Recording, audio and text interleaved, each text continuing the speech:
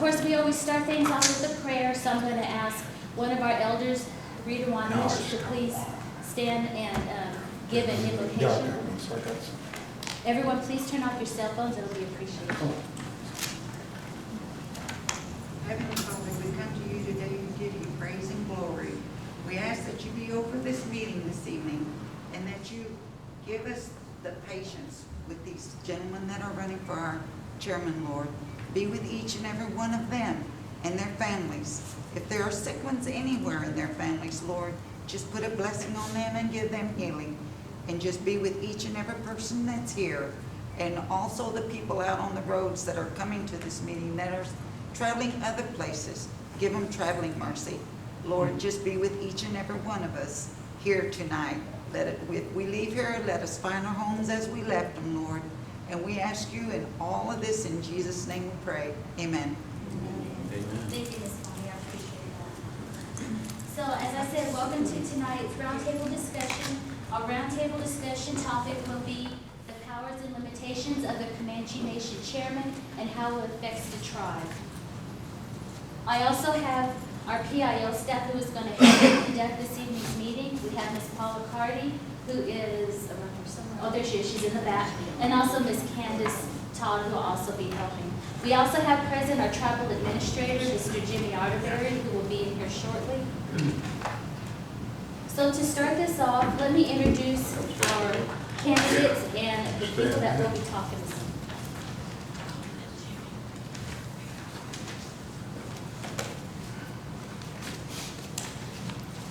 And I'm going to introduce them as they were nominated at the April 16th meeting. So I'm going to start off with Mr. Pekah. Mr. Gene Pekah, his experience, served 2 terms as the Comanche Nation Tribal Administrator, former dean of students for the Comanche College, principal investigator for National Science Foundation, administrator for Native American and Department of Labor Grant, key staff for the University of Oklahoma, American Indian Institute Health and Human Services, contract for children and families, serving 167 American Indian tribes. His education and awards include an MBA, Master's of Business Administration, graduating with honors, recipient of the Oklahoma Educator of the Year for Indian Education, member of the Oklahoma's Dean Council of Science, Technology, Engineering, and Mathematics. Next we have Mr. Michael Burgess. Mr. Burgess graduated from Oklahoma State University in 1986 with the dual major of Business Management and Organizational Administration. He also minored in Political Science and Economic Development. In 2014, Mr. Burgess earned his Master's of Public Administration from the Grand Canyon University, Phoenix, Arizona. He is currently using that degree in over 25 years of federal program management to serve as the president of the Pawnee Nation College in Pawnee, Oklahoma. Mr. Burgess took over the helm of the college at time that it was facing closure of doors due to funding restrictions. Prior to taking office, Mr. Burgess assisted the college by giving direction and assisting with budget development for new initiatives for the college that brought in a renewal of funding from the Department of Education. Currently, Mr. Burgess has garnished the EPSCOR programmatic funding, which flows from the National Science Foundation and from the U.S. Department of Agriculture. A brief work history. In 1982 to 1993, he worked in the Los Angeles County with 2 community service agencies, the Indian Center Incorporated and Orange County Indian Centers. In 1994 to 1998, he worked with Indian Education Program Supervisor with Long Beach Unified School District's Title IX Indian Education Programs. 1995 to 1998, he taught American Indian Studies at California State University in Long Beach. From 1998 to 1999, supervisor of WINS WINS Program, American University, Washington, D.C., and programs responsibilities established his experience in recruitment, program administration, and outreach for job placement. Next, we have Mr. Billy Komahcheet. He He was raised by his grandparents' traditional values, morality, and humility. Active member of the Komahcheet Native American Church. Professional experience, over 20 years in tribal housing, governmental, executive positions. He is knowledgeable in federal and tribal regulatory issues, knowledgeable of current issues that have economic impact on Indian nations, knowledgeable of government and government relations with public officials in Washington, D.C., knowledgeable of working with top-level management officials and funding sources. We may have some of the other candidates come. Let's see, I have Mr. Mahsetky. Did you?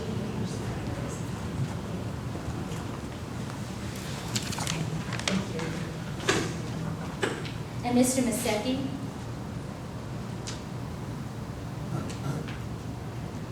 He is, it says he is reasons, he's honest, has integrity, visions for all, and is diligent, wants to control and manage programs which are in need of evaluating and to make sure services is delivered fairly to all, serving all people and making sure he all has services provided in buildings and making homes safe and functioning properly, building our nation stronger for investing in profitable business ventures.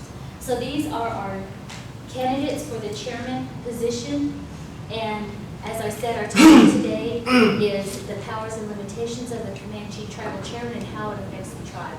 And I'm going to ask Mr. Pekah to start the discussion. And before I do, I'm going to tell them some of the guidelines that we will be recognizing tonight. I'm asking the candidates as well as the audience to please be respectful for all opinions from all the candidates. If you wish to contradict the assertions of someone in the group, you may do so only if you acknowledge their opinions first and give it vitality. For example, I hear what you're saying and I understand how you may see it that way. However, I feel like, and then you can go into the next one. Please, no swearing, no cuss words, or demeaning comments in English or in Comanche. This will not be allowed. There are people watching online, and there may be young ones and young ears with them. So please keep it professional. Please do not insult any other candidates. Stay to the topic being discussed. Please do not interrupt as someone is talking. You will have your chance to say your point of view in a timely manner. Please do not talk over or talk louder than someone who is talking. Please, let's keep it professional. Do not talk negatively about a candidate who is present or absent. And please turn off your cell phones. If time allows, we will get questions from the audience, and that is only if time allows. And if we do so, the audience, I'm asking, please make sure that the questions pertain to the topic, and also please no swearing, cuss words, or demeaning comments in English or Comanche, and please do not insult any other candidates. So with those being said and our rules being down, I would like to start the discussion with Mr. Jimenez. The powers and limitations of the Comanche Nation chairman and how it affects the tribe. We go to general council meetings every year, and we try to run by and respect our Constitution. Everybody loves our Constitution. The supreme governing body, of course, all the voting age members have control of everything, and that's fine. But as far as the chairman, how many have read the Constitution lately? Looked at the Constitution. And at the very top, you'll see that there's probably been, I don't know, 1, 2, 3, 4, 5, 6, 7, 8, and maybe close to 10 amendments to the Constitution. I just went through several times and looked at every time that it talked about the chairman and mentioned the chairman, and it mentioned the chairman at least 15 times. And so the chairman mentioned 15 times, and plus you have additional duties for the chairman as a member of the Comanche Business Committee. And there's some very important ones there that I want to mention. Some of you that have a constitution, you know that the one or two or three that I'm going to mention, maybe four. One is Article 5, Section 3. The chairman is required to call special meetings. It's on page 4 of the Constitution.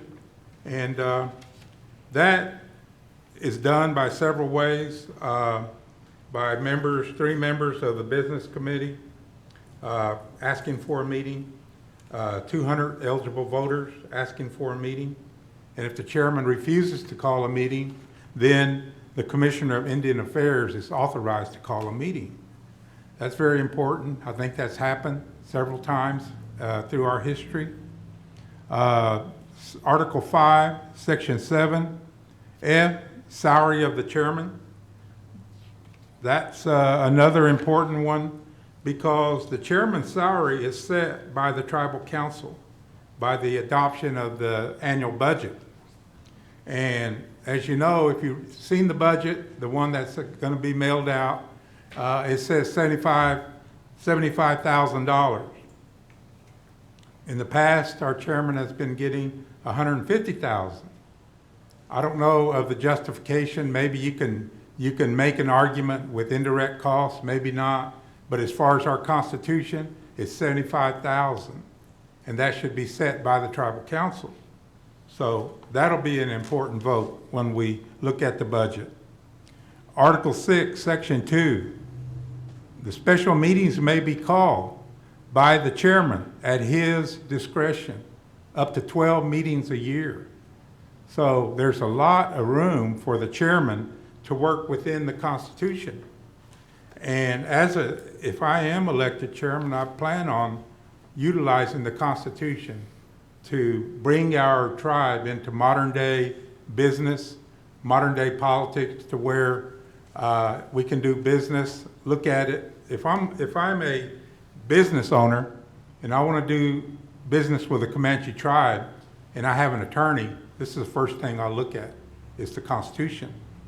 And in there, as a businessman, I'm gonna be asking, how are we going to get our money back if something goes wrong? The Kiowa, when their airport, they lost a lot of money. And so we want to protect sovereignty, but we want to also do things that will enhance this for us to go forward and do more business. So 12 meetings, that's a lot of meetings. Of course, when you call a meeting, you still have to have 150 people, to make a quorum. And also, in Article 8, Section 2, recalls. I'll talk about recalls because it has affected our tribe in a lot of ways. And I genuinely feel that if you go through all the effort to get elected, it should be very tough for people to get you out if that's what it's called for. So a recall should be very difficult, especially the chairman position. We need a chairman to serve their full term, maybe 2 full terms of 6 years in order to get things done. When you come into an administration, you always have issues that you have to take care of, and they're not always pleasant. This time around, we're probably, 15 million in the hole with 1 year of funding. That's a lot of money. How are we going to recover from that? Very difficult. And the chairman's going to have to come into that and have a means to rectify that, which I'll talk about when we get to financial status. Limitations. There are limitations in our Constitution that we can strengthen so that we can go forward in the future and help our tribe even more, doing business, looking at recalls and how we deal with those. One of the ways you deal with a recall is you have a court system, and that court system will look at the merits of the charges on that individual. And that court system shouldn't be bothered by any type of tribal politics. That court system should be able to say, these are not valid, these are valid, we're going to carry through or not carry through with the recall meeting. So we can strengthen that for the future. Salary. Again, the chairman's salary, whatever set in the budget, is what I would accept as chairman. The thing that I also look at is the CBC salary, $250 a month. I know some of you young people would like to be involved in tribal politics. Your family can't eat on $250 a month. Maybe in the future we ought to consider some sort of means so that we can get everybody involved in these positions on the business committee by upping that. And it'll have to be done in our budget and approved by our tribal council. One major thing I would like to do is take a look at strengthening our Constitution by the Reserve Powers Clause. The Reserve Powers Clause, essentially, anything that's not covered is reserved for the supreme governing body to make that decision. If we have 10 million, 12 million, and the CBC are limited in making that decision, then the Reserve Powers Clause, if it's not mentioned, then it will be up to the tribal council to make those major decisions. So within the Constitution, I would like to strengthen that so that we don't get into lawsuits with gaming companies and have to settle for money, millions of dollars in money. Another thing that disappeared out of our Constitution, or should be there, is Robert's Rules of Order.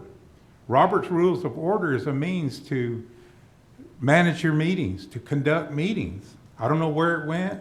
I don't know what amendment took it out or if there was amendment, but we need to take a look at that so that that would help, because you have to have a means to run your meetings, and it should be done by Robert's Rules of Order. The tribal administrator, or no tribal administrator. I've been a tribal administrator twice. And the first time I was hired by the business committee. I worked for the business committee. Second time there was a national search, and I had to debate in front of the tribal council and did get the job, but the next year we threw it back out there and took nominations. What should have happened is that we should have taken a vote of the tribal council whether they supported me, and if they did, then I still had the job. So I guess I still have the TA job because I never was fired by the tribal council. Anyway, so that can be helped. Either we do it and we put a TA in there and we give roles and responsibilities of the TA so that they can be held accountable. Our court system, we need a judicial committee right now to start looking at a court system. That's the only way we're going to make an impact on business and our people is with the court system, and do that through a judicial committee. And no person should run for office if they owe the tribe money. I say we put that in the Constitution. And our election ordinance. Of course, the Constitution overrides the election ordinance. So these are some of the things I've been looking at, some things that we can do to improve the Constitution, and it has to do with the powers and limitations of the Comanche Nation chairman. In Robert's Rules of Order, about at least 5 or 6 years ago, the chair of the committee can vote at any time. We used to think the chair can't vote unless there's a tie, but nowadays they can vote. Anyway, these are some of the things about the Constitution, and we love our Constitution, but we need to amend it again so that we can bring it up to date for things we need to do for the tribe. Does anyone wish to comment on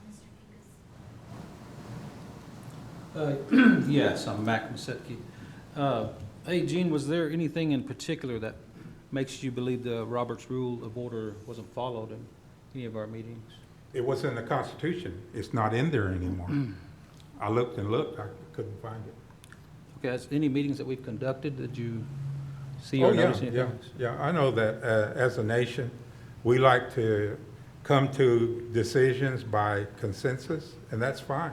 But sometimes we really need to use the Robert's Rules of Order just for conducting the meetings in a good way. Okay, Mr. Burgess. Yes, I have a concern here. Gene or Mac, you can mention it. I'm not sure about Robert's Rules of Orders. It's been quite a while since I've had to work under those stipulations. In Robert's Rules of Orders, Gene, is it required or about executive sessions to be discussions should be held about financing or HR matters only? Or can executive sessions be where individual comes before the council in private and pleads for personal assistance? Yeah, well, I think Robert's rules should be used as a guide, but our tribe should handle its own problems in the way we see fit. And I think I see where you're headed, and that is not everything that we handle in executive committee needs to be an executive committee. Correct. It needs to be out in the public. If it doesn't have to do with personnel, and those type of things, and we need to talk about it in public with I- all the tribal members. I recall that being on the council from '01 to '03, and then being chairman, we would have people approach us and want us to discuss money on their personal behalf in executive session.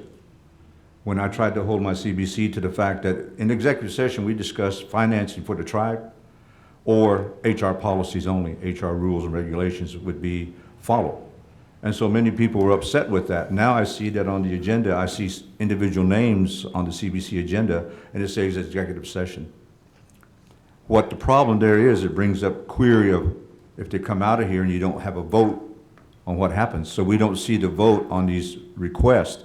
And so are we supposed to be honoring these private requests that come out of executive session and vote on them in executive session, or come out? Because that's been the history under Mr. Coffey and some of his board, voting on things in executive session and never telling folks outside that door, and then all of a sudden, decisions were made in executive session. And I believe under Robert's Rules of Orders, that's not a guideline. It's not even mentioned. The CBC mentioned the last meeting that we had during the ordinance and the vote for the chairmanship, that they don't make decisions in executive session by vote. So I don't know if that's true or not. I'm saying under Mr. Coffey, that became a habit. Yeah. Yeah. I believe there's a stipulation that refers to Robert's Rules of Order that states that no business be conducted in executive session. Now, whether or not the issues to be discussed in executive session, they're not spelled out in Robert's Rules. That's up to the nation to provide policy for that. Anything can be discussed as long as it's by regulation, but no official action can be taken under executive session. So it has to come out and publicly acted on. I think that definitely we don't need to have everything in executive session. I think most of it, 75% of it, should be handled out in the open so people can listen and understand.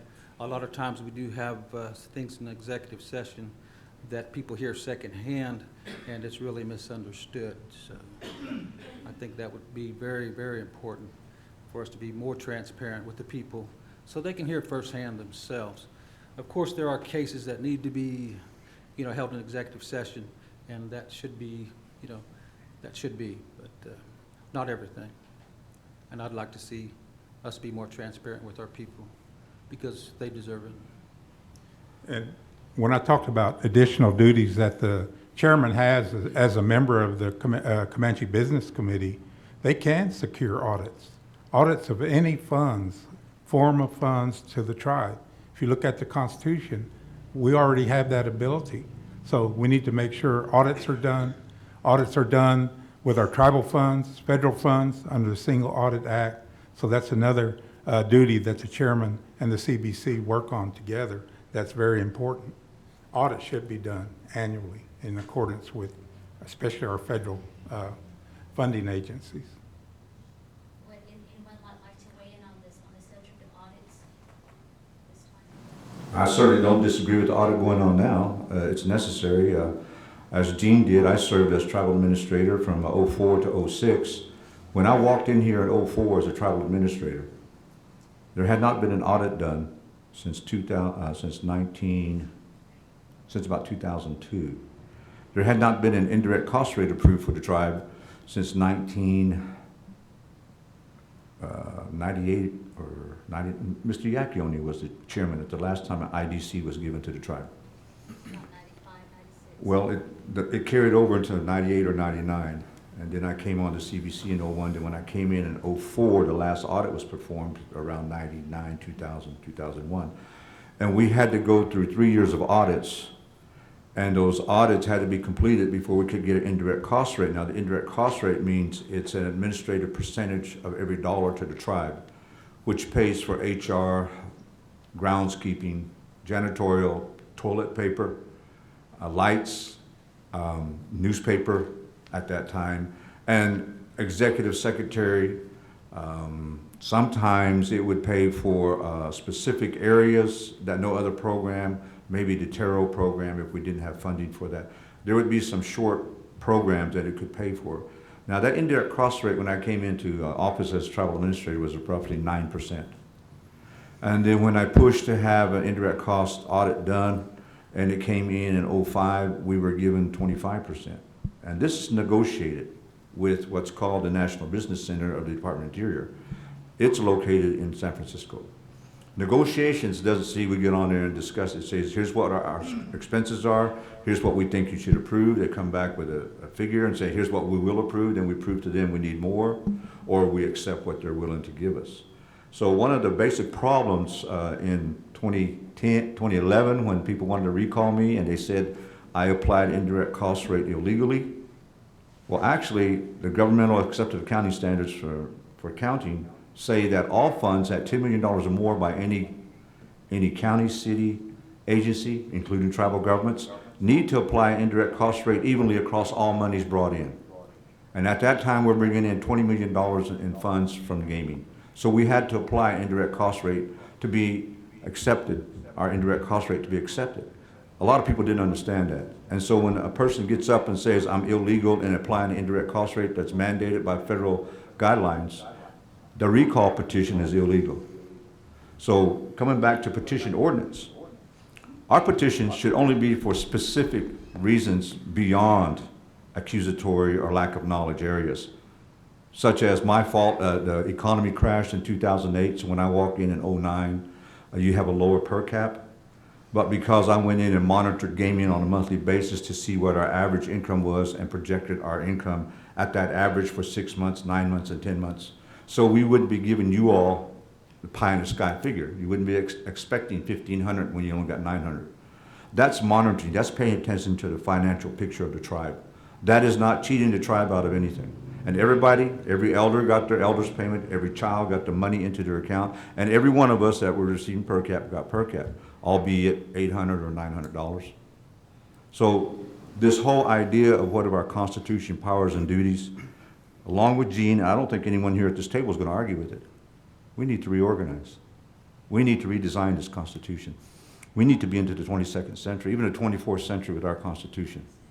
We should have, if we're going to have a chairman who sits here and makes decisions on dollars, then we should have an executive level.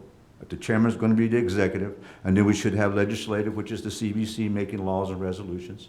Then we should have a tribal court and court judges who are elected for a short term by the people, not appointed by the CBC or the legislature, because I've witnessed it with the Osage Nations that just work across the hills from the Pawnee. And they have a court system. They recalled their chief. The people who accused him became the jury who told him he was wrong, and the judges were out of it. The court system was out of the loop. So that kind of system is not conducive to good government. So if we're going to redesign or work on our Constitution, which we need to do, albeit the people who had things in mind, everybody lived nearby practically. There were not a lot of absentee members moving away at the time. So ladies and gentlemen, this Constitution is going to have to be voted on by everybody, every one of us, and we're going to have to explain it to them. And I've been accused of passing the Constitution in November of 2011. Well, ladies and gentlemen, I left office around, what, March of 2011? I was not even in office when those 6 people that were left created a new Constitution and passed it over to the BIA, which is still sitting there. And unless this administration, or wait till the new chairman comes in, denies the action on that Constitution, we're going to have a Constitution that no one really approved of. And that's one of the reasons 5 people on this body did not want me in here, because I would not let them push that Constitution forward without all of us reviewing it, talking about it, cursing it, and then agreeing to it. And that's what it's going to take for us to reorganize our tribe and the Constitution. Thank you, Mr. Burgess. Mr. Komahcheet, would you like to? It mentions in the Constitution, it refers to 1 audit annually. It doesn't say anything less or anything more.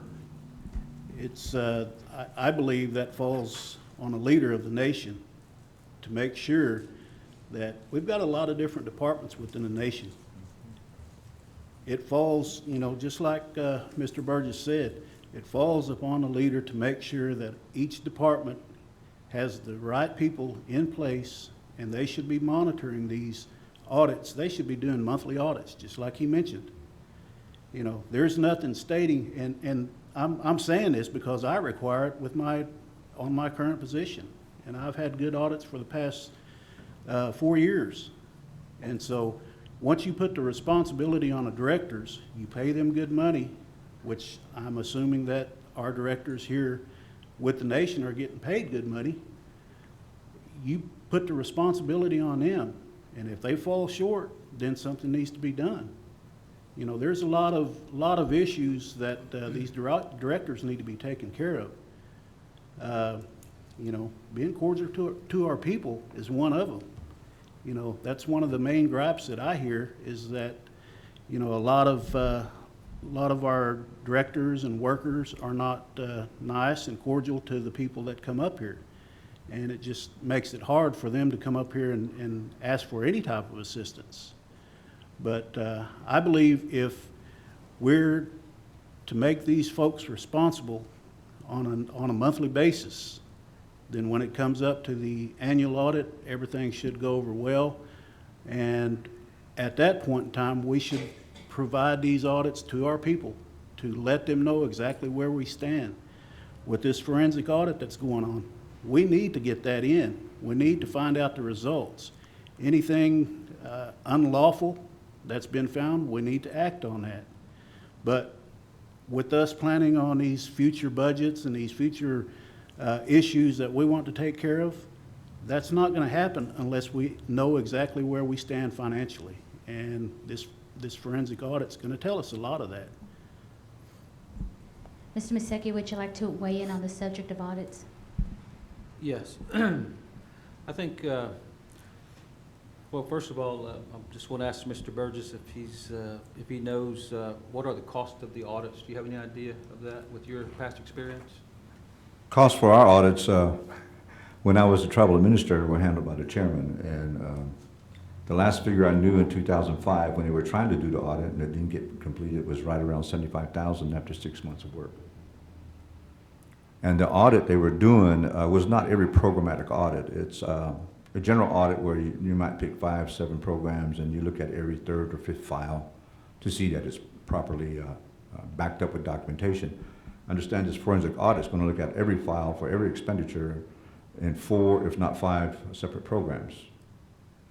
So it's timely, it's costly. In fact, in getting reviews or accepting bids for doing an audit on my college, which has never been done, and I've got the books in place to do it now, a forensic audit was going to run us a minimum $135 an hour to as high as $250 an hour. Over 4 years, and they were estimating 90 to 120 days of work, 40 hours a week for 2 people. So if you can imagine a forensic audit the size of what they're doing here, and they've been doing this for about 3 months, if not more, it's costly, but in the long run, it's necessary. And now, if I can continue, I answered that question. Sure. It means internal compliance has to be developed, not one compliance officer, but you have, as Bill mentioned, internal compliance by directors to see that their files are backed up with documentation. That's program files, that's just not financial. And then on the flip side of it, every program director should be doing or review or be evaluated every 6 months to see that their financial reports are timely, correct, and if not, get them correct and put them in on a timely fashion. And that's what I had to work under with the Seminole Nation when I was the WIA, Workforce Investment and Tribal Employment Rights Officer. So I had to set that up, which hadn't been done before, and get it in place in 60 days. And they have a mandated compliance office that reports directly to their business council, not to the executive director, not to any other individual, but directly to the legislature. And we had to respond to that, and they were coming by every 60 days. And we had to be on the money with everything. Thank you. I think we need to make sure that audits are done properly. Of course, independent audits need to be done, if not yearly, more often. I think, like you said, possibly do a spot check of 2 or 3 different departments, possibly once a year. I don't think that would be too much to ask for in the long term. I think that would keep us on track, so we don't get off track. It's a business, and we need to treat it like a business, and we want to be successful. We have to do what it's going to take to be successful. And I think that's something, I don't know how it's been done in the past, but I think now it's time for a change. We need to update our system. We're in the 2016 year, and we just need to be on track. Because for us to be successful, it's going to take us, not someone else. So that's something that is close to my heart and something I want to do for our people because they do deserve it. Thank you, Mr. Mahsetky. Is there anyone who would like to start another subject under our topic tonight, which is the powers and limitations of the chairman and its effects on the Comanche tribe? I'll weigh in on something. One of the concepts of being an elected leader is that you understand why you're being elected and what you're walking into when you're elected. I say it that way because many people want to run for office based on their years of experience, whatever they're doing. However, I would not be here today if I was just a carpenter all my life, because I know that I would have to learn something new, and that these new rules or regulations that I've never worked in before would be very daunting. To sit here and make decisions on millions of dollars when I'm accustomed to making decisions on building a house, which may be $100,000, and ordering supplies, looking at time schedules and scales of work for people. So one of the things we don't have in our Constitution is qualifications to hold this office. And why not? Because look at what we have, ladies and gentlemen. We have elected leaders who come in here and give us a good big show and spend the way they want to because they have power as a chairman, as opposed to looking at the power vested in responsibilities of the chairman, serving this nation's responsibilities for meeting the bills, meeting the obligations, not overextending our credit lines. That's very important as us leaders sit here. No matter where we've been, we've all had those responsibilities, not to overextend or overspend our budgets. And anybody else, would let us go. So ladies and gentlemen, the authority of the tribal council should be split into 2 seasons, I'll put it that way. We should have 1 season for nominations, review, and evaluation of people to run for office, and the other season or the meeting to just review the budget and accept the budgets as presented or question why they're presented. And they shouldn't be tied into one day. We're killing ourselves. We're creating animosity among ourselves because someone doesn't get up there to say their piece, or because someone voted or kept asking questions after questions. I got criticized for the Princess vote when people put it on the floor and everybody wanted to debate it. A volatile issue, high important issue to some of the grandparents. But that's tribal council's business. And to blame the chairman for what people wanted to do is not conducive to anybody wanting to serve as chairman or being on the CBC. The flip side of it is we're here to help, but we can't help for everything that comes about. So planning is very important. So if you don't know how to plan, or you can't plan for your own budget at your house, maybe you shouldn't run for office up here.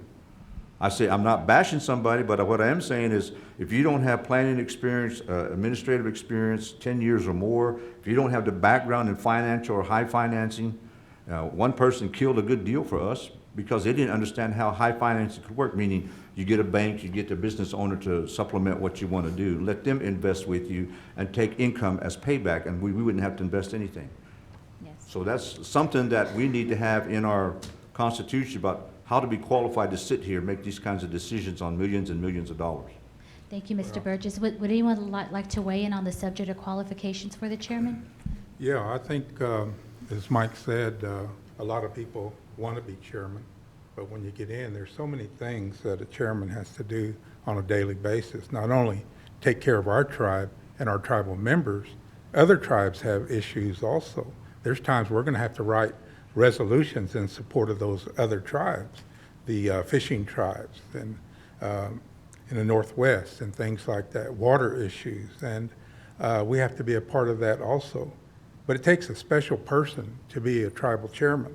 And I've worked with almost every single tribal chairman we've had, not saying I spent my career working at the Comanche Nation. I have worked at other areas. But it takes a special person to bring a body together and to work together.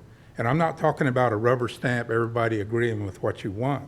To work together, come together and make decisions that are important for the tribe, and walk and live and be a team when you're out there in the community.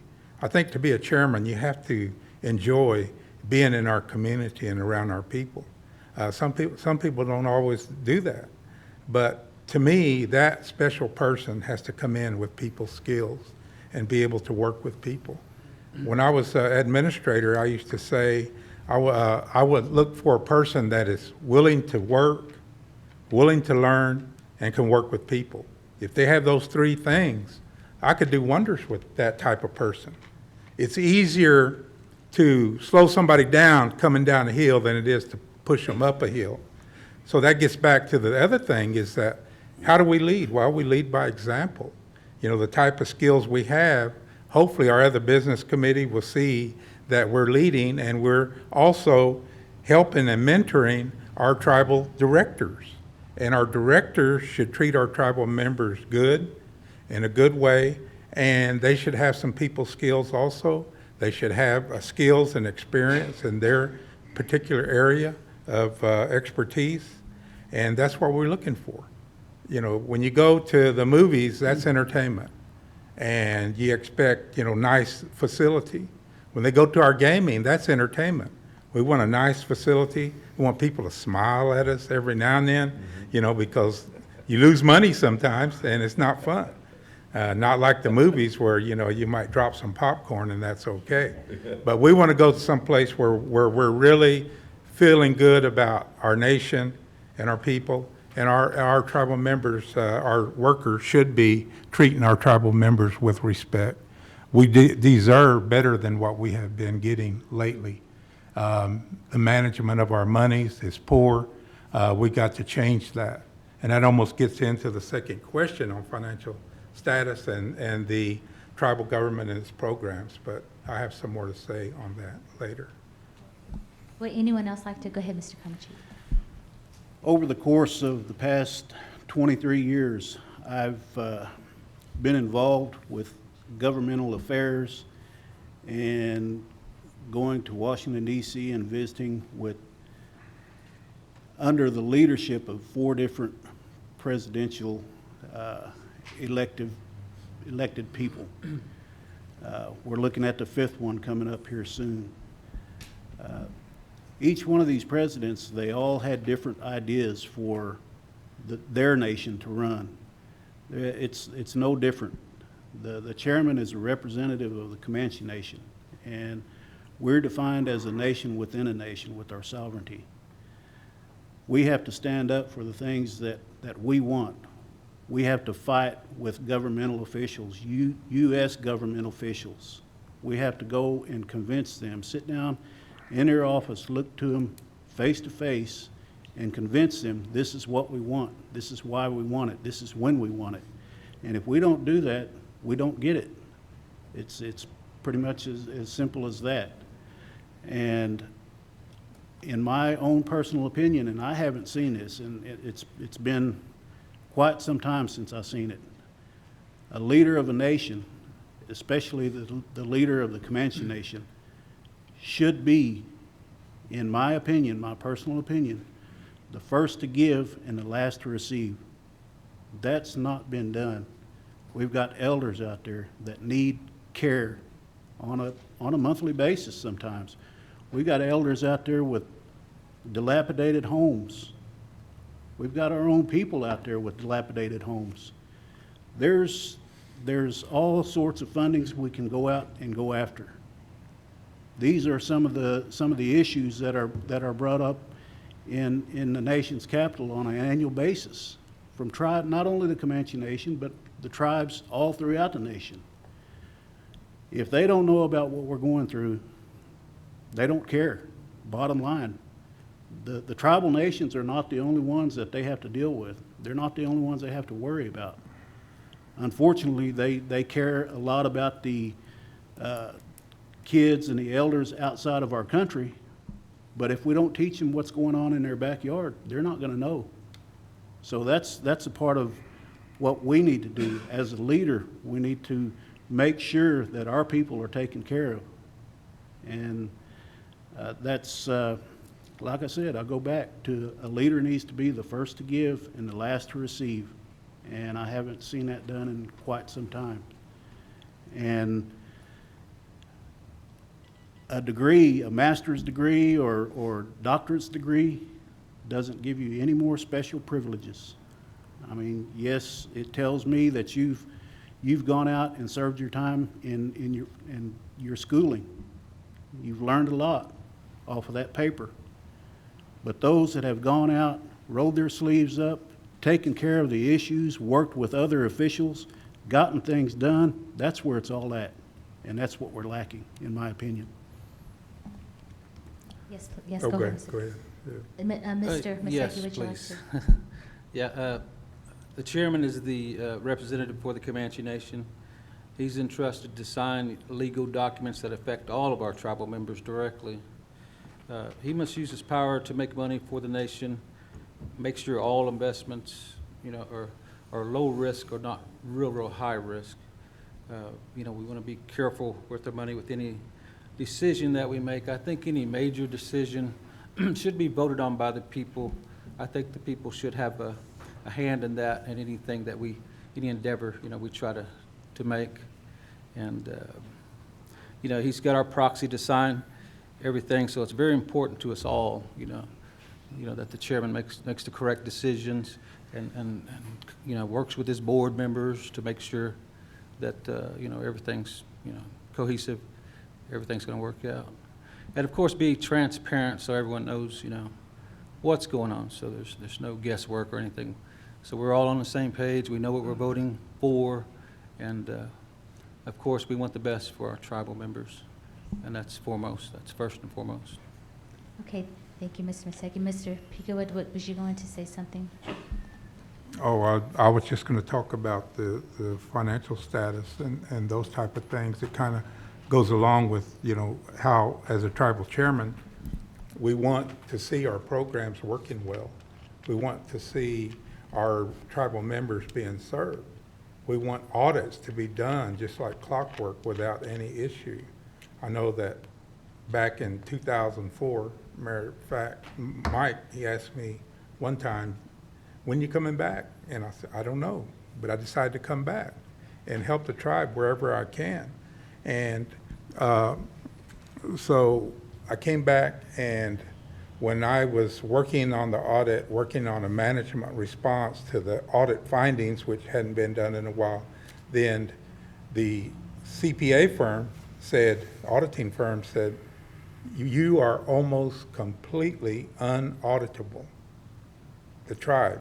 We were about 2 weeks away from losing federal dollars, and everything would be a domino effect. Mike knows this, he lived through it also. A domino effect where we lose all of our federal programs. We lose those. All we would have is our tribal, our gaming programs, and that wouldn't be enough for our people. So we had to make some really hard decisions. One of the issues out there is Finley and Cook. I was the person that did the analysis, did the work to get Finley and Cook here. But at that time, I thought I would be a TA more than a year, and I would be able to follow through. But my plan was to bring in Finley and Cook and slowly get back our accounting and our finance department. Mm-hmm. Maybe we wouldn't need a head person that had a CPA. Maybe we would have to take a look at all of those policies and procedures. But we needed to get our programs back. Finley and Cook was not supposed to be here forever. And if I were chairman, I would put them on a quick training path to teach our finance department the things they need to do. First off, taking in payables. We should be paying our bills ourselves and not paying the CPA firm, whatever. And we need to pass audits. We owed the IRS $4 to $5 million probably. And I did a transition report as a TA to the new TA, outlining all those things that needed to be done. I was about 40, 50, 60% finished with accounting policy travel policy, personnel policy, property and procurement. I was already doing training for our staff and our directors. So if you have directors, they need to direct, they need to supervise their programs, they need to manage their budget, they need to plan ahead. We need to write grants for federal grants, so we're bringing in money for the tribe. There's a lot of money on the table out there that we're not even applying for.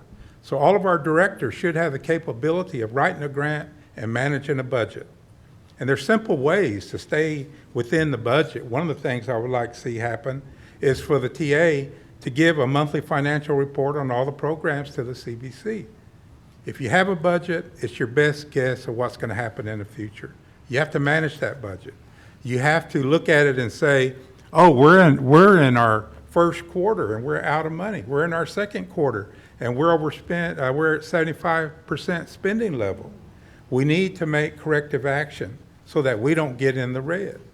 So let's balance the budget. First off, let's get audits going, and let's be a strong government that our tribal members can be proud of. It's embarrassing when you see these things that we can't even get our audits done in a timely manner. We're losing money because we don't pay attention to the budget. Mm-hmm. And back where I come from and where I've worked, if you don't count your dollars, somebody else is going to be counting your days. I worked on what was called soft money most of my career. I wrote federal grants. I got them funded. You work that grant, you do all the deliverables, and then you're writing another grant. So when that grant runs out, you still have a job. If you don't get another grant, you're out of a job and it's goodbye. And that's what you call soft money. That's a hard way to live.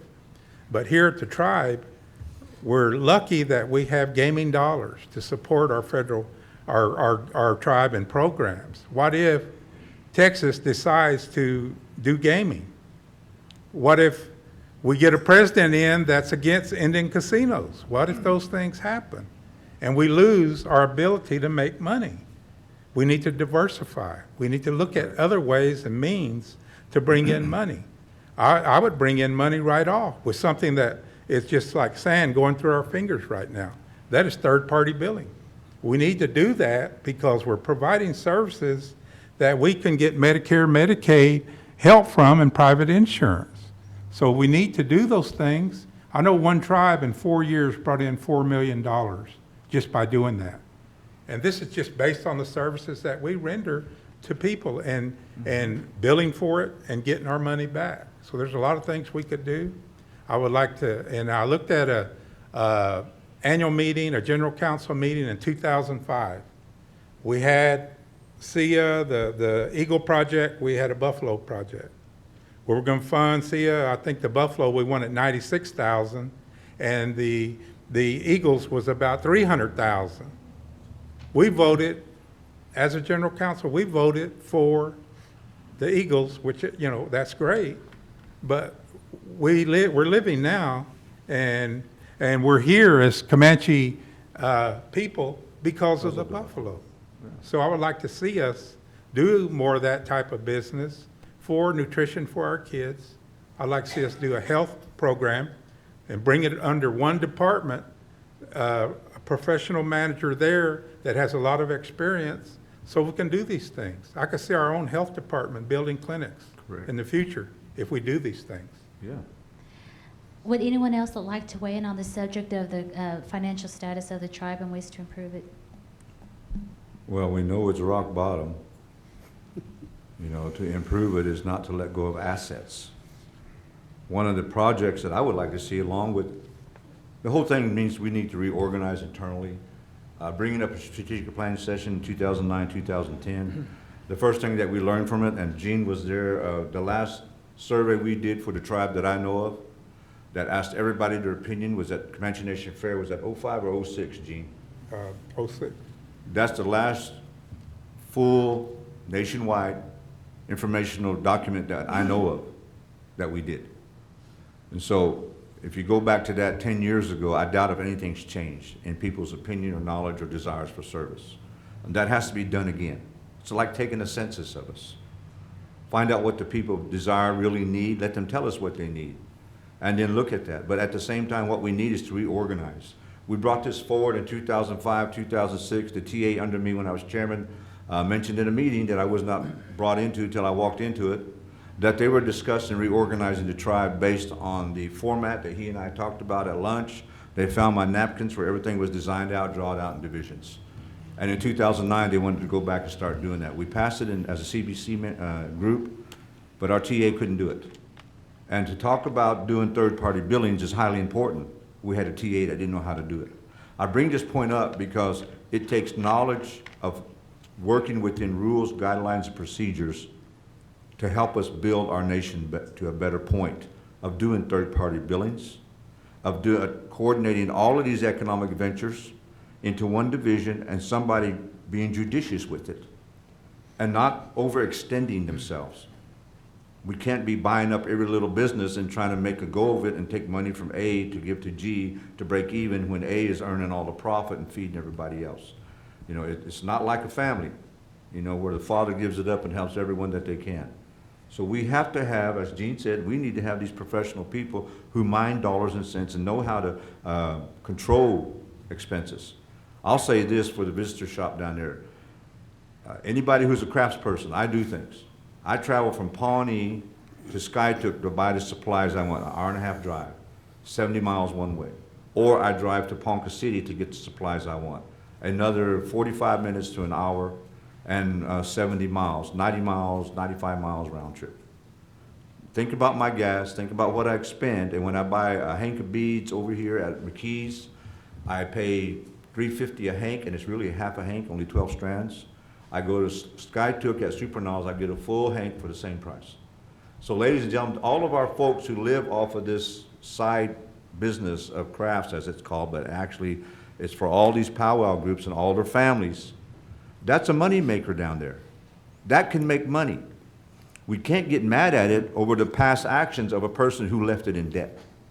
We have to help it dig itself out and make the profit it can make.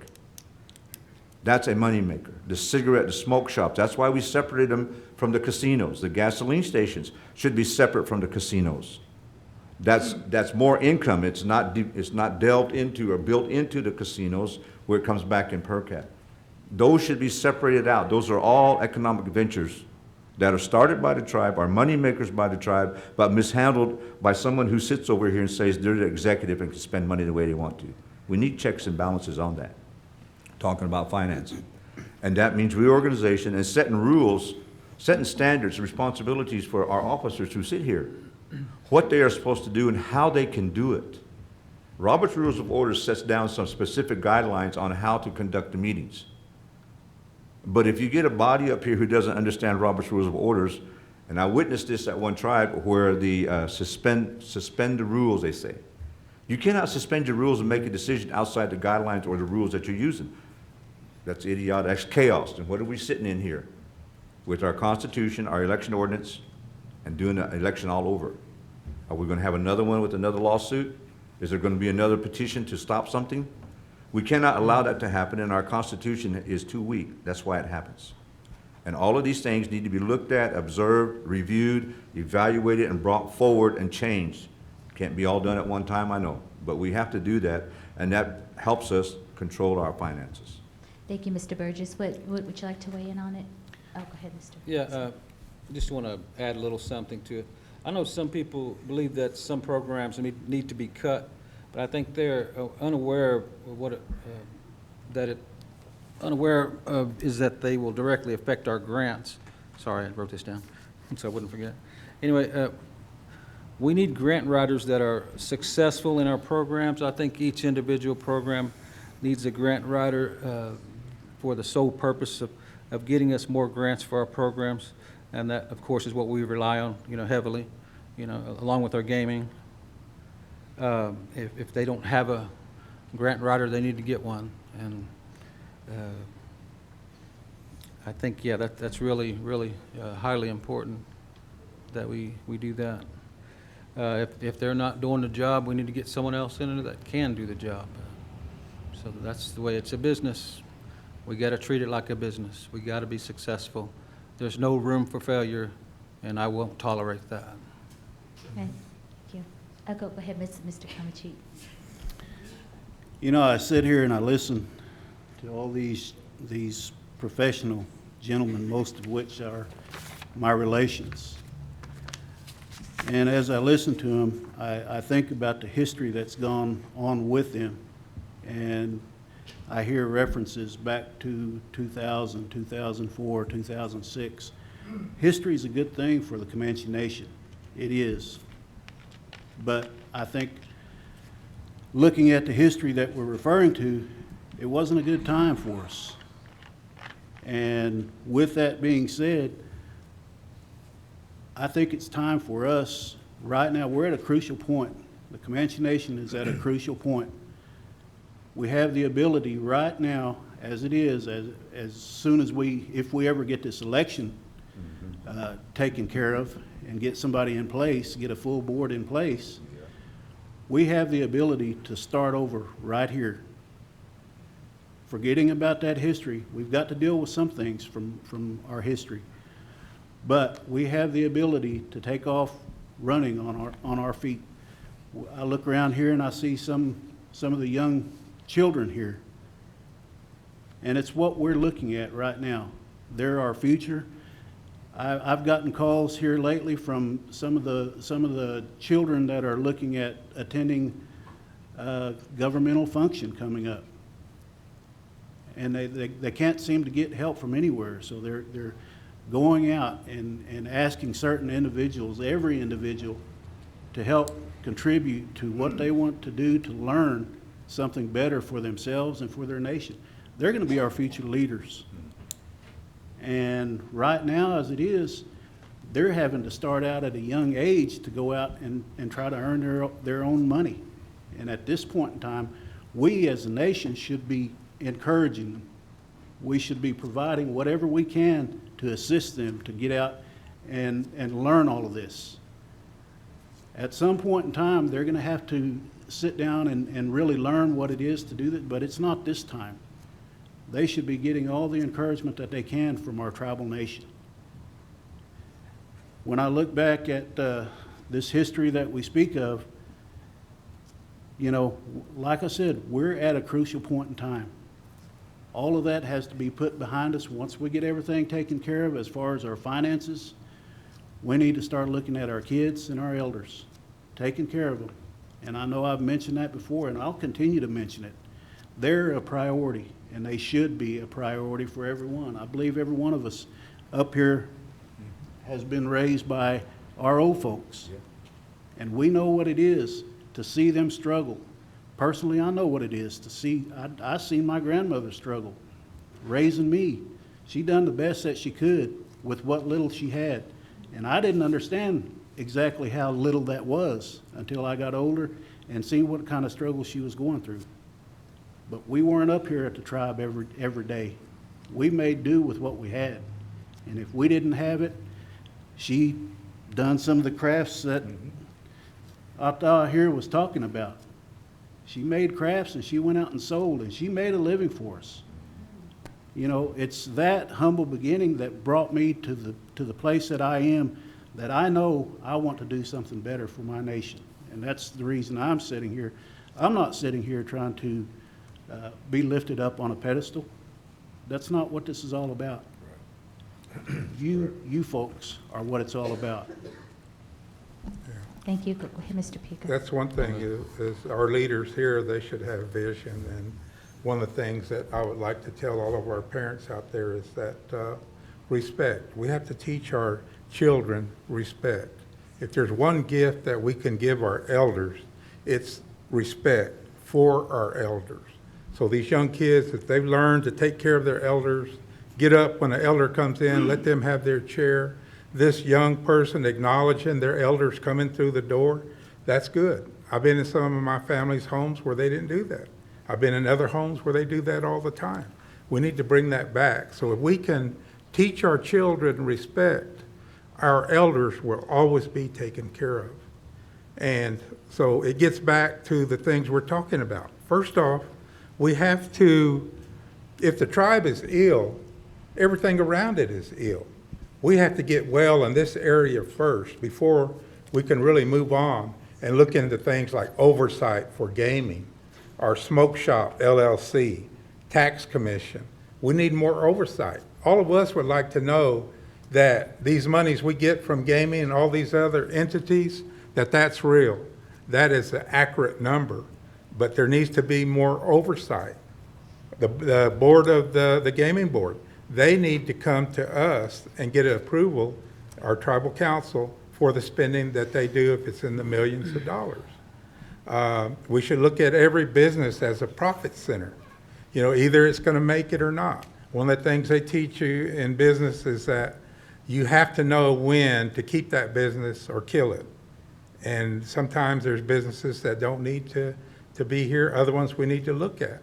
But we have to diversify and make better use of our money. If we're going to spend money, let's spend it in better areas than we've been spending it. So these type of things, reorganizing, restructuring.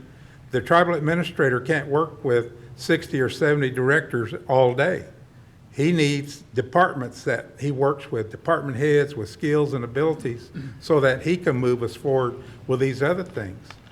Jimmy can tell you now, he's probably spending 10, 12, 14, 16 hours a day working. It's a very tiring job, and I respect that someone is here willing to do it, and Jimmy is taking it on, and it's a lot of hard work. Some of us know that. So let's get back to a vision of where we can be, you know, being proud of our Comanche Nation and what we're doing for our young people, our elders, doing proper programming. I'd like to see us have a youth advisory board where we're put more input into what's happening with our youth programs. Our elder, we have an elder council. I would speak to the elder council more and get their advice. A lot of smart people. Back when I was TA in the 80s, I got a call at lunch that the tribal elders were at the complex, about 22 of them, and they wanted to see me as a tribal administrator. I said, okay, I'll be right there. Put them in the office, in my office, I'll be there. I walked in, I said, please don't hit me, and they started laughing. But they had some really situations that they wanted taken care of. They wanted things to happen at our elder center. They wanted input into the tribe and what we're doing, and they demanded it, and I said, we'll listen. You know, like Billy said, you know, if you're raised by your grandparents, you may be raised for them for a little while, but before you know it, you have all that responsibility of taking care of them. So we have to get back to that and start taking care of our elders. We're all getting older. The baby boomers are getting older, and there's going to be a whole bunch of us. So we need programming throughout the tribe and taking care of every level in our tribe, from the babies that are not born yet all the way up to our college graduates. Hold on just a second, Mr. Burgess. Go ahead, Mr. Mahsetky. Okay, You're yeah, up you first. saw me, I was ready. Okay, sorry. You know, we all agree that we must take care of our elders and children. You know, that's a given. You know, we need to do that for sure.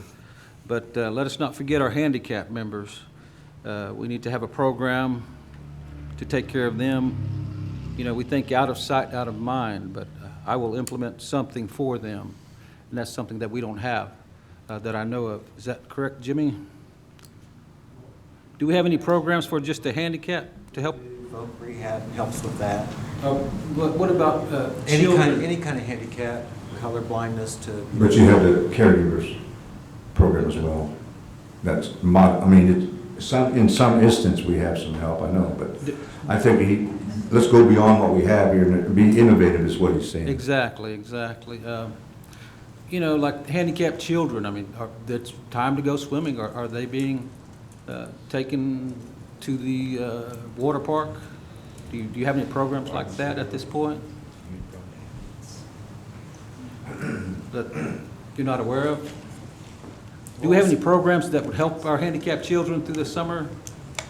Well, A I lot mean, of them have since to you're go to engaging special- me from the audience, which is highly irregular. Oh, okay, yes. So, I'll answer this question, but I'm just here as a spectator as well. Okay. But sure, I Appreciate mean, that. we assist all of our tribal members. We don't discriminate. We have all kinds of programs Okay, available to help you're not everybody. understanding my question. My question was, do we have a program just for handicapped children for the summer? No, we don't We have don't? a specific Okay. just Thank you. for handicap. I appreciate it. Go ahead, Mr. Burgess, did you want to say some things? The notion here that we are need to reorganize. Gene and I, and Billy, even Mack, we've all had experience with the tribe here. And it's imperative that our tribe come out of these doldrums here. And Gene mentioned it very pointedly by saying cost centers, business centers. And so we have to have a plan for the future. Going back to 2010 when we tried to do a strategic planning session and some of the staff were against some of the ideas. Some directors didn't want to make these changes. To have a vision and to express that vision to all of our people is for them to see that change is needed. Change is necessary, particularly with governmental entities. Gene mentioned something that's highly important to all of our nations, gaming and the electing of a new president for the United States. If they elect a president that's anti-tribal gaming, anti-tribal government sovereignty, ladies and gentlemen, we're down the creek again. Our creek is running dry. We have to diversify our income streams. Our monies, our business centers have to make business, have to make a profit. And assets is not just these buildings here, it's the lands that have been purchased.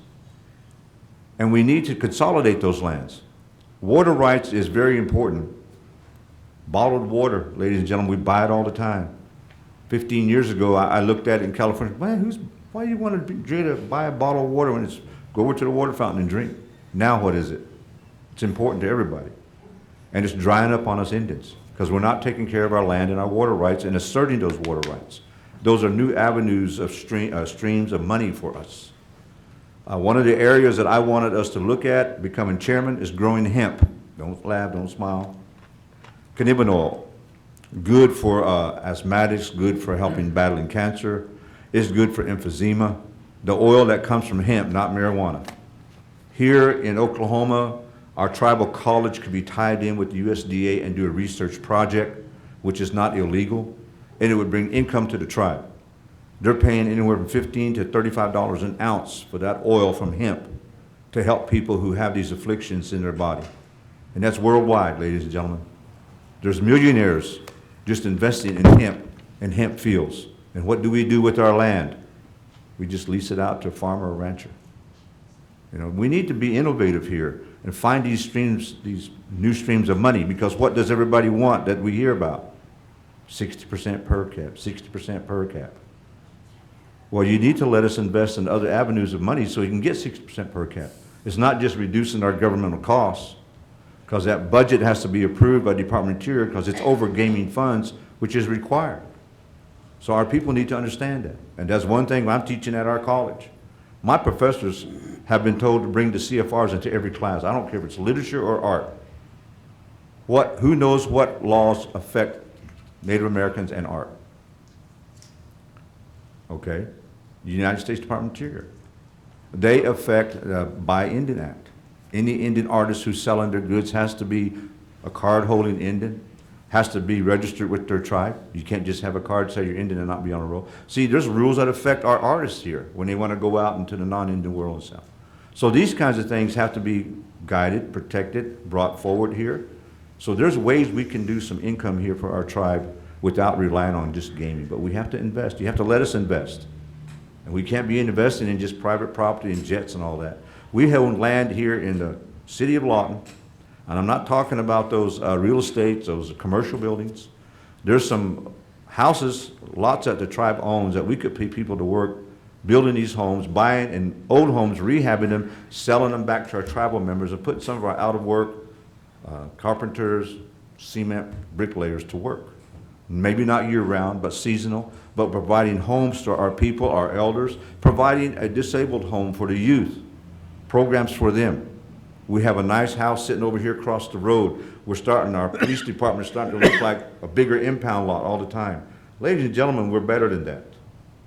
You know, that's a nice home there. Maybe our youth are disabled. We can expand on that building and bring EPA over here. We need to do these kinds of things. Even though the land's not in trust, we can still treat it that way. There's avenues for us to make money here. Our community just has to let us invest. I want to say thank you to everybody who's here, my cohorts here. We came here to talk to the community. We didn't come here to talk to 5 or 10 people and for the benefit of 2. That's why I wanted to be here, and I appreciate these guys being here too, and all of you who are here. But Thank you. Did anyone else want to weigh in on the subject?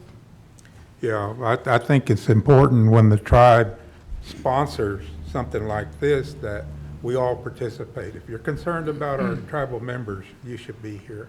Right. And also, it's out there. I mean, there's a lot of Comanche people that would be here if they lived here. They don't live here. Mm-hmm. We're reaching them in a way through technology that we need to use more of.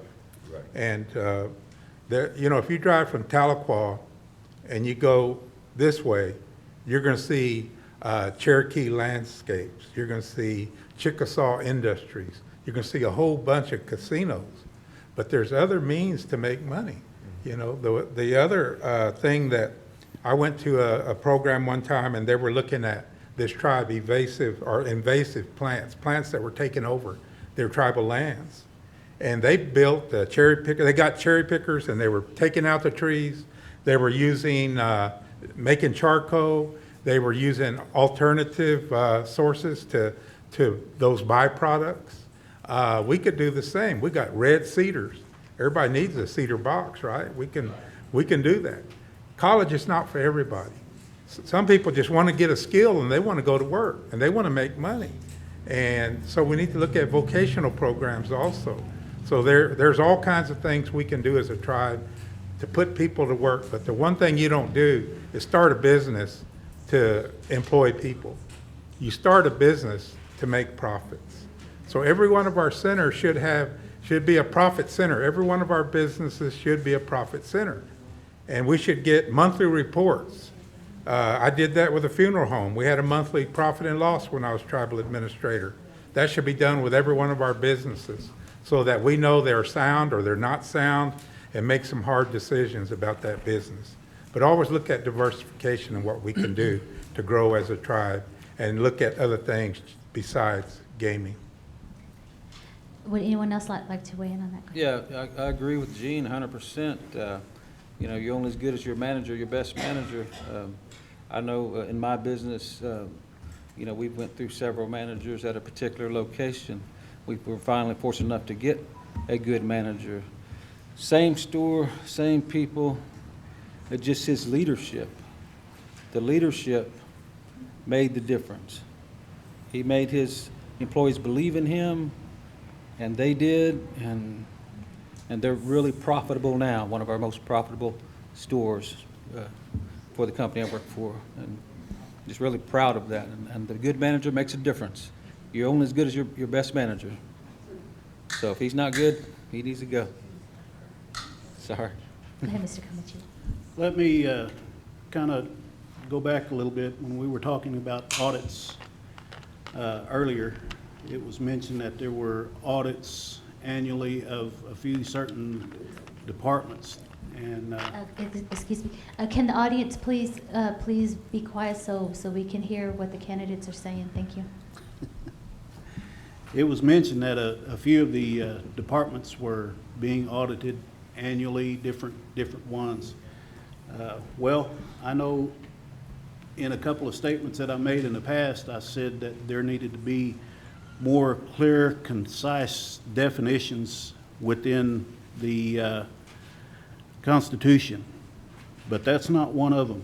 I said here and I read, it says, to secure an audit of each fiscal year's financial activities relating to funds from all sources. It doesn't say one or two departments that are bringing in money. It says all sources. So that's spelled out. That's telling us that everything that's coming in needs to be audited on an annual basis and reported 60 days prior to the General Council to all of our members. And the reason for that is so that they can go over everything and have a sound decision on what they want to talk about during General Council. Mm-hmm. The way it is now, it's presented the day of, if we even get it. And so that's kind of our, like I said a while ago, that's some of the history that we need to put behind us and progress forward from now on. But that was the one issue I wanted to bring up. My main issue, again with the elders, kids, is health care. Right now, I see, just the other day, I was over at the Indian Hospital, and I went to visit somebody in there. When I walked in, I seen some folks that I knew sitting in the lobby.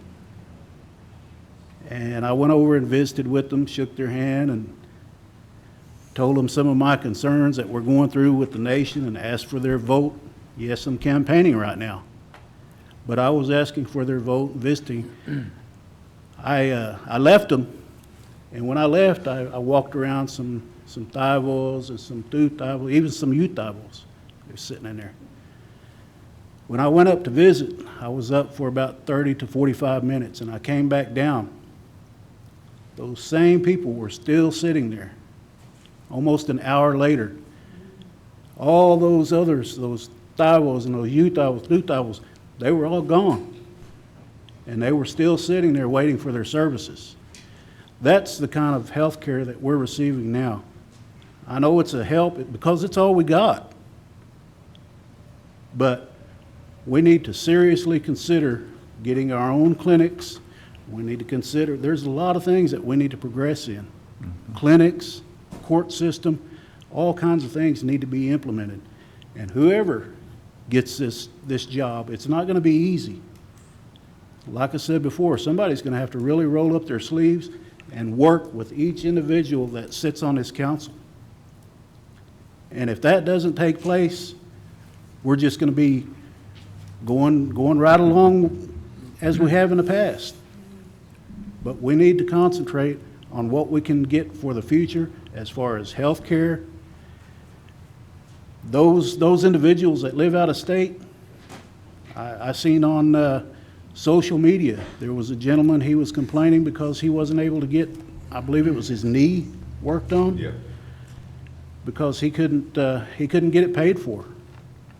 You know, we shouldn't have to, our tribal members, just because they live in California or Utah or wherever they live, it shouldn't be a problem for us to go out, because that's our job. That's the nation's job to make sure our people, wherever they live, whether it's in Cache or California, make sure that they're taken care of.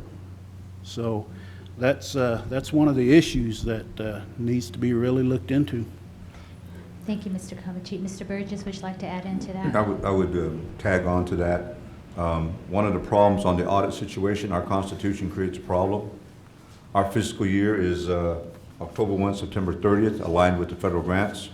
Our Constitution, our meeting comes in April. Probably most audits don't begin until January, after the internal documentation is prepared or ready, or when your officer who's in charge, could be your CFO or your CEO, notifies an audit firm that you're taking bids, then you give them a notice. So timing is important. And our Constitution prohibits us in quality time, again, because you want to have the meeting in April. Most audits don't begin till January, and luckily, if they're done by 60 days prior to our meeting, if they are done, then to publish them. So backing up from the third Saturday of April, go back 60 days, where are you? In the middle of February. They just began to audit after New Year's Eve, with the hangover or not. You know, so you have poor timing. Our Constitution doesn't allow that. So again, we have to have that change in our Constitution to meet these deadlines. And that, it hinders us. Again, yeah, it's a good Constitution for 30 years ago, but these past 20 years, it's been a problem because of enormous growth in financing and expansion of staff without a plan.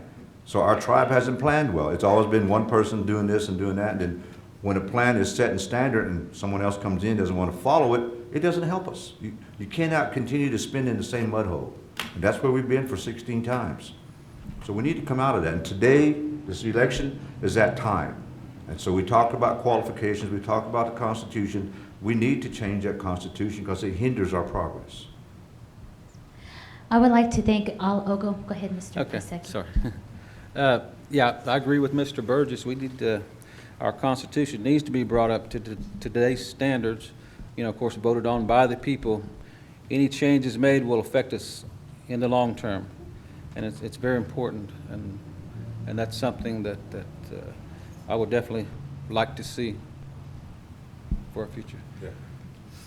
I would like to thank our candidates. Thank you, each and every one of you, for taking time to be here this evening with the Comanche people, either here present or online, because we are streaming live. Mr. Burgess, Mr. Komahcheet, Mr. Pekah, and Mr. Mahsetky. Thank you for your time. Thank you for the audience. We do have time for maybe 2 questions from the audience. And audience, I just want to remind you of the rules that I had set before. I could take 2 questions. You can either ask an individual candidate, or you could have a response from each of them. And because of time's sake, I can only take the first 2. Okay, what is your question? Expansion of the forensic audit. You know, what do you think? Expanding it to more programs? Well, yeah, we have, we're auditing 4 areas. Okay. Transportation, property and procurement, Jake Sharp's budget, capital improvement, Okay. and then I think administration. But Okay. there's 55 areas that need to be, that are suspected, plus gaming needs to be audited. So I was suggesting that we put $583,000 in a forensic audit budget. Well, Do the budget. let me jump on that. I agree with you. Gaming needs to be audited, because if there was unaccounted monies that flowed over to the tribe, which were not delved out or given to us back when they should have been, or should have been noted that there was withholding, yes, that should be audited. Yeah, 55 million from 011 to 015. Okay, then that- 55 million. Then that should be audited, that should come forward. Same with tax commission. And now Gene mentioned it, and I agree that those committees should come to this hill and meet with us on our time and our place to cut down on the cost of committees and the timing. And I believe our CBC members should be full-time. Not that they're sitting here managing, but they're sitting here conducting meetings and hearings about our budget, about our programs. And then when it comes to a CBC meeting, we're not sitting here 12, 15 hours to get all the business done and hear all of the people and hear all of the directors with their problems. Thank you. Yeah. Would anyone else like to weigh in on? I'd like to say I agree with you. I think every one of our departments need to be forensically audited to start us off, to get us to where we need to be, find out exactly where we're at so that we can proceed with our business into the future. The expansion of the audit is very important. There's been sources like the Smoke Shop LLC that was created. Maybe we didn't need that. We didn't need that. Now that we have it, the tax commission, when you take a look at their function, they should be bringing in money. There should be no money leaving. Their job is to bring in the money. And gaming, I want to know what happened to those millions of dollars. So, yeah, we need to expand the audit to cover those. It's going to cost money, but it's going to be money well spent. At least we'll know where our money is. And It will help establish. Will provide us with more oversight Yes. in the future so that this doesn't happen again. That means establishing internal compliance, and that's what's necessary. Okay, thank you. Can you please state your name and your question? Bertie Templeton, I just wanted to make a comment about the out-of-state Comanche people. They are getting no kind of help. They would like to start a business, and there's no venue for them to start a business in any way. And it's just like you leave Oklahoma, you're just forgotten about. So I would like to ask you guys what you're going to do about the people that live out of state. I'd like Who to would comment to on start that. Okay, go ahead. You know, I've got relatives, of course, that live out of state, and definitely they do kind of feel left out, you know, sometime.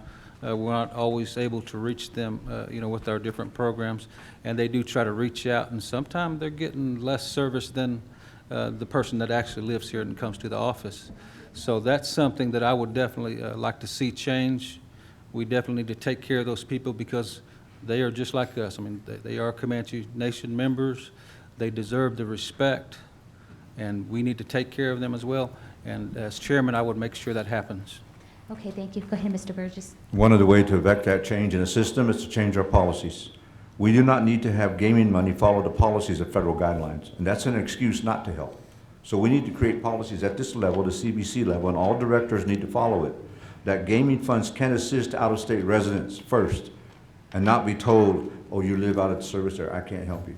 Our money does not have to follow federal guidelines. We set the guidelines for it, and that's allowed in CFR 2500. Yeah. Did anyone else like to weigh in? Yes, our gaming dollars, we should be innovative with those dollars. Just because you have a program this year, don't mean you should have the same program. You could be innovative and serve our tribal members. We don't need a little federal program. We need to be innovative, creative, and provide more services to our tribal members. So that's, that's just so important that we start spending our money correctly, but it's gonna require planning, organizing, staffing, making sure we get the right people in the right places. If you're gonna have a director, they should be supervising, taking care of their budgets, controlling those dollars, and we should be representing our people at all times. Would anyone else? Go ahead, Mr. I agree 100% with what these gentlemen are talking about as far as the gaming funds. We should be able to reach out of state. And to kind of elaborate a little bit on that, we have the capability. Each department should have the capability and the director with the knowledge to be able to not only handle those that come in locally, but they should be able to handle those that call in. There should be social media put out there for those folks that live out of state. They should be able to apply just like somebody from the next town should. We have that capability. We don't have to jump in the car and run down here to the complex to fill out the paperwork, to be approved to get $10. We should be able to get on the computer, download the application, send it in the next day, and that should be considered. No different than anybody from the local communities. It's called change. With technology today, there's no reason why we can't do those things. We don't have to drive to the complex every day, but we can provide those online. There's a lot of things we could use with technology. And our out-of-state people, I heard of one tribal member that said that they were so happy that they were going to be able to get clothes for their kids. And, the thing is, we need to provide those services, but also we need documentation and make sure those services were given to those children. So the more we can do for our members out of state, the better, and let's use technology to do it. There's two things here that we could have been earning money on a long time ago. One, we would have our own jail. Our officers, when they have to transport someone, take them to Anadarko to the county. And then the BIA reimburses them, not us. If we had our own jail, we wouldn't have to take them up there. And then any Indians coming here, we get reimbursed from the federal government. And then at the same time, we had our own youth detention center, which we could have had on that 320 acres that's supposedly been sold, is a prime example of a way to bring income into that land area and have a horse herd again to help these students or these young people overcome, or create our own academy. We need to have a leadership academy within our college down here for those youth, or the high dropout rate of our native students, Comanche or non-Comanche. If they brought over here to our program and encouraging them, because you've seen that difference with the GED program now being started over there at college. Many of the graduates go right into CNC. And that's the way it should have been. And when I pushed for it, leadership didn't want to have it. So it requires us to accept change for our future to be protected and reinforced with quality leaders who understand governmental restrictions or how to work with restrictions that can help you. Okay, thank you so much. I know there was many other questions, and the audience can visit with the candidates after, but right now, because of time, we are going to go ahead and close this session, and I would like to thank everyone for coming out, and I would like to thank the candidates as well. And everyone who is watching on the internet, thank you for tuning in, and Ura, and have a good evening. Thank you. Thank you.